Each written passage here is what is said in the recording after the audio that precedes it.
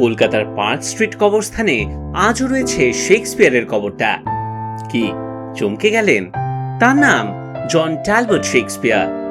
নামটা শুনতে এক মনে হলেও বানানটা কিন্তু সামান্য আলাদা। এই নামে শেষের ইটা নেই। তবে হোয়াটস ইন আ নেম, নামে কি বা এসে যায়?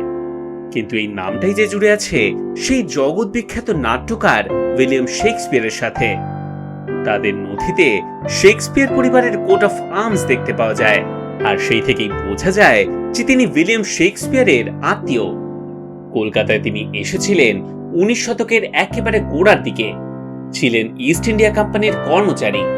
আজ তিনি আর তার স্ত্রী এমিলি ঘুমিয়ে আছেন সেই পার্ক স্ট্রিটের গোরস্থানে। বলে রাখা ভালো যে এই এমিলি ছিলেন বিখ্যাত লেখক উইলিয়াম মেকপিস থ্যাকরের পিসি, যার লেখা ভ্যানিটি ফেয়ার বা the lack of Barry Lyndon আপনারা অনেকেই হয়তো পড়েছেন।